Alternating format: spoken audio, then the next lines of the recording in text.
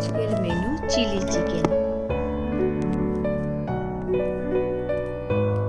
Chilli চিকেনে লাগবে পেঁয়াজ, ক্যাপসিকাম, আর আদা কুচিয়ে নিয়েছি, রসুন কুচিয়ে নিয়েছি, লাগবে tomato sauce, soy sauce, green chilli sauce.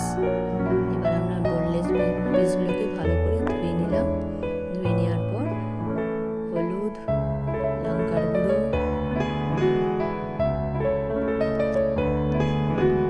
লবণ,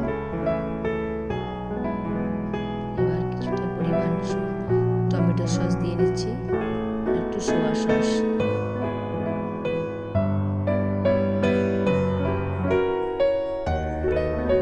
নরম হওয়ার জন্য সামান্য 1 ঢাকনি মতন ভিনেগার দিয়ে ভালো করে মাখিয়ে নেব। মাখানো হয়ে গেলে কিছুক্ষণের জন্য আমরা ঢাকা দিয়ে রেখে দেব। যত বেশি থাকবে তত মাংসটা বেশি ভালো হবে, নরম হবে। এবার ভাজার সময় কর্নফ্লাওয়ার দিয়ে নিচ্ছি ভাজার আগে। একটু বেশি করে কর্নফ্লাওয়ার দিতে হবে। কর্নফ্লাওয়ার আর 2টো ডিম ভেঙে নেব। লাইক, শেয়ার, কমেন্ট, সাবস্ক্রাইব করতে ভুলবেন না। আপনারাও এরকম করে বাড়িতে খাবার বানান এবং প্রিয়জনদেরকে খাবার খাওয়ান। 2টো ডিম ভেঙে নিয়েছি সঙ্গে কর্নফ্লাওয়ার দিয়ে। এবার আমরা ওটাকে ভালো করে মাখিয়ে নিচ্ছি। এবার একটা একটা করে পিসগুলোকে ছেড়ে দেব গরম তেলে।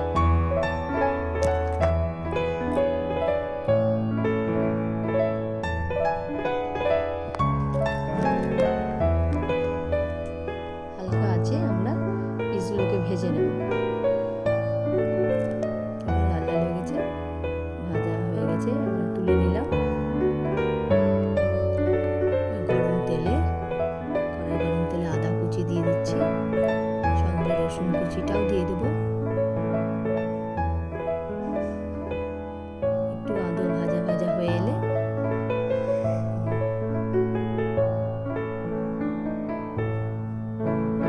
পেঁয়াজগুলো দিয়ে দিচ্ছি।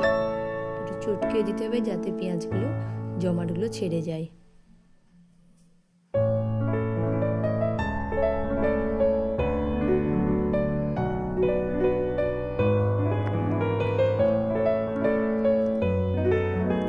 ক্যাপসিকাম আগেকার কাটা ছিল, সেই কাটা ক্যাপসিকামগুলো দিয়ে দিচ্ছি। ক্যাপসিকাম আর পেঁয়াজটা ভেজে নিতে হবে। এবার আমরা দিয়ে দিচ্ছি টমেটো সস, একটু বেশি পরিমাণে লাগবে। দিচ্ছি চিলি সস,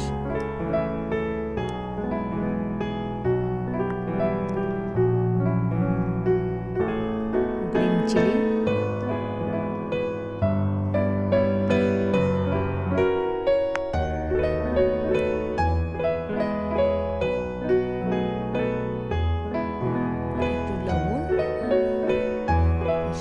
লঙ্কার গুঁড়ো,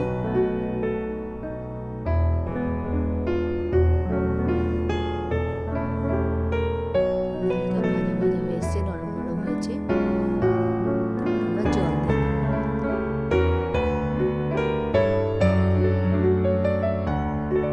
এবার জলটা ফুটতে শুরু করেছে। এবার আমি আগের বাটিতে ছিল চিনি, সেই চিনিটুকু দিয়ে দিচ্ছি। পিসগুলো আগে ভেজে নিয়েছিলাম, সেগুলো এবার ফুটন্ত জলের মধ্যে দিয়ে দিচ্ছি।